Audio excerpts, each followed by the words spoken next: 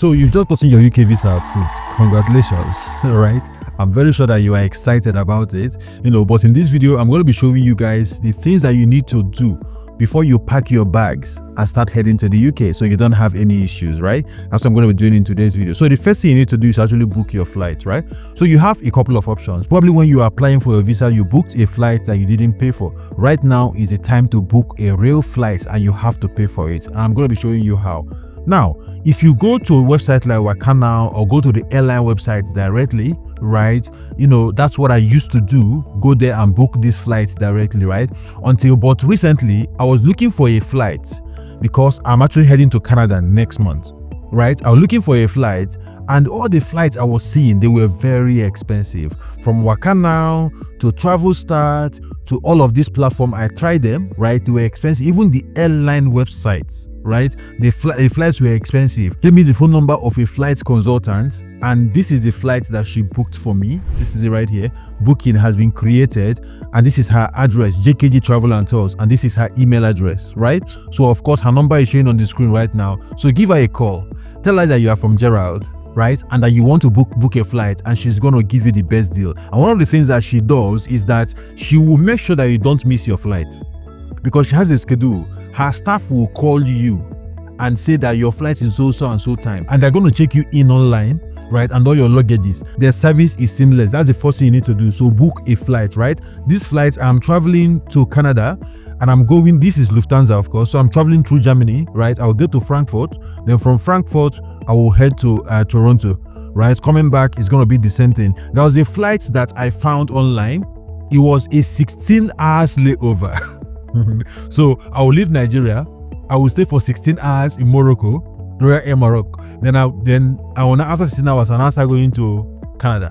On my way back, I will fly from Toronto to Morocco, then spend another 16 hours at the airport before I start coming back to Nigeria, right? It didn't make sense. They actually saved me by giving me this Lufthansa flight that I'm going to be using. So the first thing you need to do is to actually book your flight. That's the first thing. Now, after you've done that, it's also important that you actually know that the fact that you have a visa is not an automatic clearance to enter any country. Nope.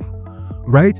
The immigration officers at the border control are still going to clear you to enter those countries. So it's important that you actually know this. And what is going to happen at the border control? Let me share that with you guys right now so that you are prepared before you actually get there. Number one, they're going to ask you the purpose of your visit, like they are not aware. Right? And it's important that you are consistent with what you filled on your visa application form. Right? Where are you going to stay? The same address you gave them. If you have changed your hotel, show them the hotel booking. Sometimes they are going to ask you, not sometimes, they are most likely going to ask you for your return ticket. You're on a visit visa, so you have to go back on so and so time. So make sure you have your return ticket, make sure you have your full accommodation, and make sure you have money, right? The first time I came into the UK, the visa officer was asked me and said, where are you? What's the purpose of your visa? So I'm visiting my friend. What's his name? I told him the name of the friend I was visiting.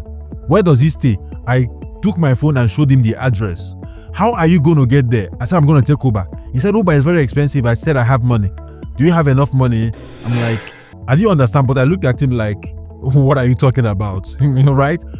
So he didn't ask me to show him the funds that I had, because I think my facial expression, I was surprised that he asked me if I have money, right? To fund my Uber trip to my friend's house. But that Uber was expensive. I paid over £100, right? I think it was like 80 something pounds for that Uber ride, right? It's actually the most expensive Uber ride I've taken in my life, trust me. Right? It was crazy.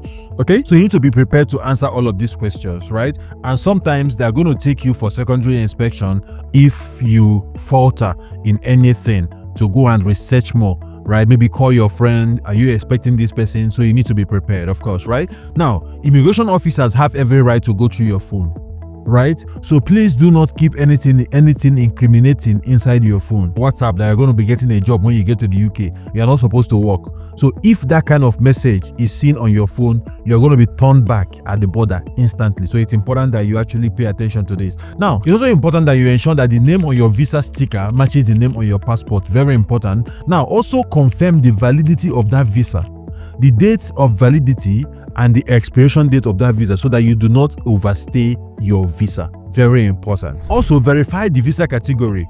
It's a visit visa, so most likely it's a type C visa, and the number of entries. Is he a single entry visa? Is he a multiple entry visa? Is he a 2 entry visa or 5 entry visa? So you need to actually pay attention to those kind of things. Now, all the visas I've gotten for UK are always multiple entry, right? Last year I spent the most amount of time in the UK, almost 2 months, right? But while I was in the UK, I would go to Germany, come back to the UK, go to France, come back to the UK, go to Sweden, come back to the UK, because I had multiple entry Schengen visa and multiple entry UK visa as well. So confirm the entries on your visa. It's very important. Now, if there is a mistake on your visa, contact UKVI immediately, right, and fix those errors before you travel. It's also important that you don't say your visa is supposed to start in September, on September 13th, and you decide to arrive the UK on September 12th or September 11th. It doesn't work like that, right? You need to come into the UK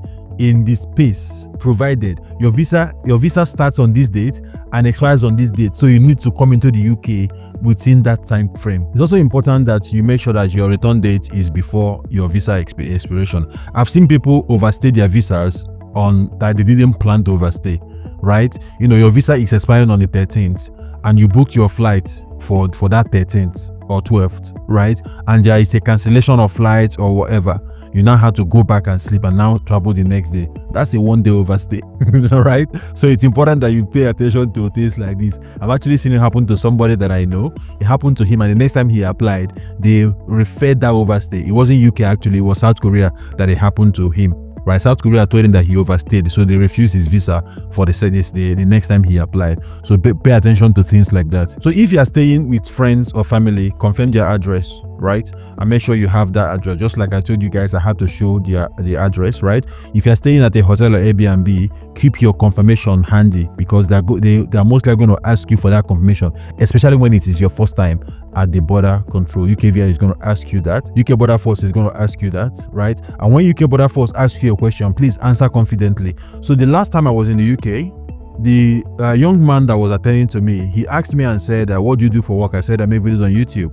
And he said, how many subscribers do you have on YouTube? I said, close to 500k. But I think I have 400k. No, close to like 300, 400k. I'm not sure. I just said less than 500k. It was like, oh, okay, it's fine. You just stamp my password. That was the only thing they asked me. Of course, I've been to the UK a couple of times before that time. So just like I said before, you must be able to explain the purpose of your visit, because they might most likely going to ask you at the border control. Like UK Border Force is going to ask you that purpose of your visit, duration of your stay, where you will stay, and how you will fund your trip. Sometimes they will take you to the ATM to show that you have funds to fund your trip, right? So make sure you are actually prepared for all of these things. Now, if you can, exchange from some naira to pounds, right?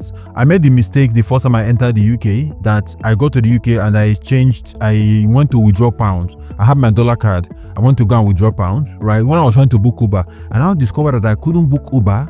I couldn't pay Uber with cash, right? I had to pay with card, because it's like a cashless economy. And of course, I had to now connect my card to Uber to actually book the ride that took me to where I was going. So you need to pay attention to things like this, right? Have a little pounds or dollars, right? You know, but keep card and cash options. It's very important that you have both of them. And because you're on a visit visa, you're not allowed to work. So don't violate the terms of your visa, right? Stick to activities allowed under the standard visitor visa and don't overstay. It's very important. So I would also advise you that while you are enjoying your trip, also document your trip. The videos and pictures you make can actually be vital for future applications, right? Sometimes you might need it. So if you have been to the UK before, or you just got your visa and you think there's something I missed, let us know in the comment section, or you can just go ahead and share your first time experience traveling to the UK in the comment section, so that we all can learn from ourselves. Again, I want to say a very big thank you to you guys for watching the video from beginning to the very end. And until I see my next video, keep winning, and don't forget that Gerald does love you guys. Bye from here, guys.